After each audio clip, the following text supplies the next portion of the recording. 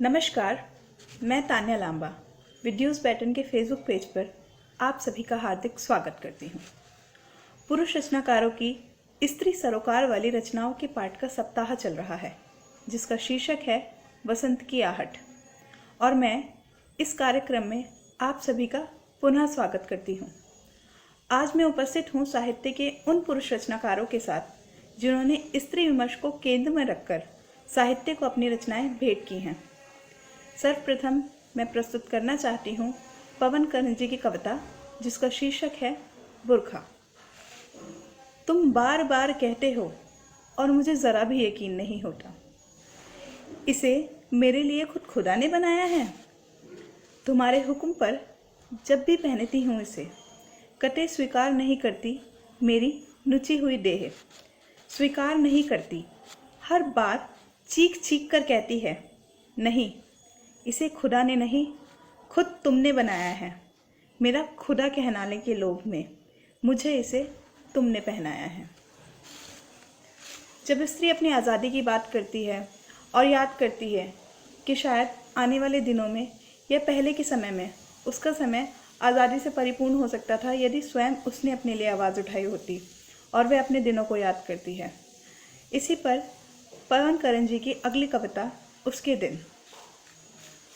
उड़ने को बेताब उसके दिन मेरे हाथों में फड़फड़ा रहे हैं, मेरे कानों में रेंग रहे हैं उसके शब्द।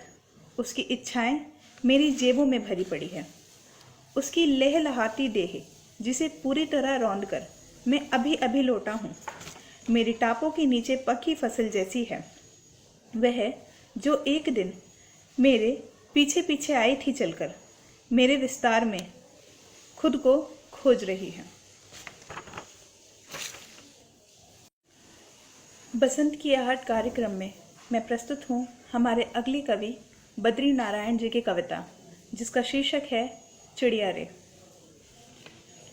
चिड़िया होने का अर्थ फाड़ दो, मछली रे मछली होने का अर्थ काट दो। लड़की चिंदी चिंदी कर दो लड़की होने के अर्थ को। बकुल के फूल होने के अर्थ को। अपने से थोड़ा अलग करो और कमल के फूल के रूप में छवियों में नाभियों अपने लिए जगह मांगो। पृथ्वी के नीचे फैली जड़ों पेड़ों के बिंब में अपने प्रति होने वाले अन्याय के खिलाफ रख दो मांग पत्र। पत्तियों उठो और कहो कि फूल बनने में तुम भी शामिल हो। सभ्यताओं के तत्व सब मिलकर सभ्यताओं का अर्थ ही बदल डालो। रागों में पूर्वी राग अपने लिए शास्त्रीय संगीत में जगह मांगो और फूट फूट नोटो। तुमसे मैं कहते कहते थक गया कि उठो और धीरे धीरे पहुंच जाओ लेखों के बीच में। प्रस्तुत है बद्री नारायण जी की अगली कविता, जिसका शीर्षक है मछली। दुख हुआ जान कर कि सूख गया मानिकपुर का तालाब। मानिकपुर के तालाब में एक मछली रहती थी, नीली, जिससे मेरी खूब दोस्ती थी। उसका क्या हुआ? कुछ का कहना है कि जब धूप में सूख कर उड़ रहा था तालाब का पानी, तब वह भी सूखती, पटपटाती, भुनती हुई हवा में उड़ी थी। जब वह उड़ी थी हवा में, तड़पती, ऐंठती, झटपटाती, तो वह कहीं ना कहीं तो गिरी ही होगी। हम तो चले जाते हैं भागकर गाजियाबाद, नोएडा, नासिक, सुरीनाम। वह कहाँ गई लोगों? वह कहाँ गई?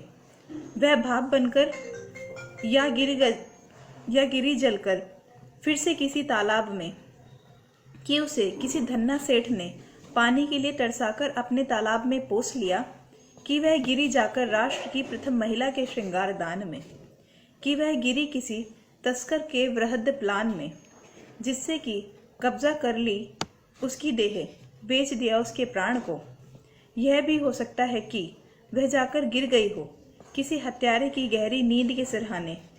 एक लड़का जो प्राय उस तालाब के किनारे घूमता रहता था, उसने कहा, नहीं नहीं, वह जा गिरी थी एक मछुआरे की हथेली पर, जिसने उसे एक लड़की में तब्दील कर दिया, जो आज भी रहती है प्राणपुर गांव में, अपने मछुआरे के लिए किसी और तालाब की रोंदी रींगती हुई, उसमें डालने के लिए सरसों का मसाला पीसती हुई। धन्यवाद। ये थी स्त्री विमर्श की कुछ कविताएं। इसी के साथ मैं आप सभी से इजाज़त लेना चाहती हूँ। धन्यवाद।